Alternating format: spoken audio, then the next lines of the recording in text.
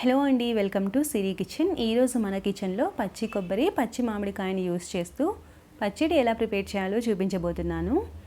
ఈ పచ్చడిని చాలా సింపుల్గా 5 నిమిషాల్లో ప్రిపేర్ చేసుకోవచ్చండి. టేస్ట్ కూడా చాలా బాగుంటుంది.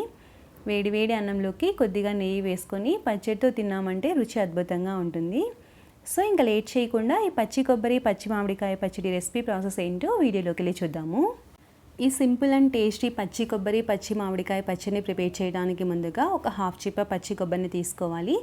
అలాగే మీడియం సైజులో ఉన్న 2 పచ్చి మామిడికాయలను తీసుకోవాలి. పెద్దదైతే ఒక మామిడికాయ తీసుకుంటే సరిపోతుంది.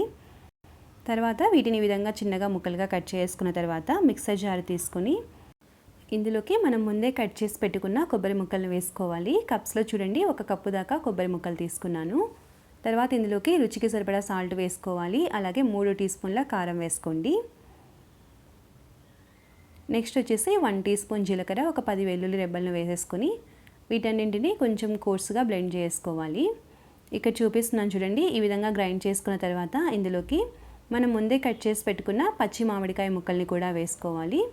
ఇవి వచ్చేసి 2 కప్స్ అయ్యాయండి. ఇప్పుడు ఒకసారి వీటన్నింటినీ బాగా మిక్స్ చేసుకున్న తర్వాత ఇందులోకి 2 టీ స్పూన్ల పుట్నాల పౌడర్ అంటే ఎండు శనగపప్పు పొడి వేసుకోవాలి. ఈ పౌడర్ వేసుకున్న తర్వాత ఒకసారి అంతా బాగా కలిపి కొంచెం కోర్సుగా బ్లెండ్ చేసుకోవాలి. ఇక్కడ చూపిస్తున్నాను చూడండి, ఈ విధంగా గ్రైండ్ చేసుకోవాలి. మామిడికాయ ముక్కల్ని మరీ మెత్తగా కాకుండా ఈ విధంగా కొంచెం కోర్సుగా గ్రైండ్ చేసుకొని ఇప్పుడు ఒక బౌల్లోకి తీసేసుకున్న తర్వాత ఈ పచ్చడికి పోపు వేసుకోవాలి.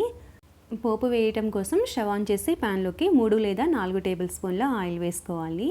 ఈ పచ్చడికి ఆయిల్ కొంచెం ఎక్కువే పడుతుందండి. ఆయిల్ బాగా హీట్ అయిన తర్వాత ఇందులోకి 1 టీ స్పూన్ పచ్చిశనగపప్పు, 1/2 టీ స్పూన్ ఆవాలు, 1/2 టీ స్పూన్ జీలకర్ర, 2-3 ఎండుమిర్చి, 4-5 వెల్లుల్లి రెబ్బలు, అలాగే కొంచెం కరివేపాకు వేసి ఈ పోపు దినుసులన్నీ చక్కగా ఫ్రై అయిన తర్వాత పచ్చడిలోకి వేసేసుకొని ఒకసారి అంతా బాగా కలుపుకుంటే ఎంతో టేస్టీగా ఉండే పచ్చి కొబ్బరి మామిడికాయ పచ్చడి రెడీ అయిపోతుంది.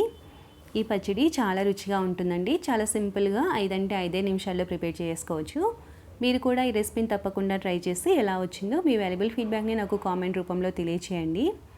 రెసిపీ నచ్చినట్లయితే లైక్ చేసి ఫ్రెండ్స్ అండ్ రిలేటివ్స్కి షేర్ చేయండి.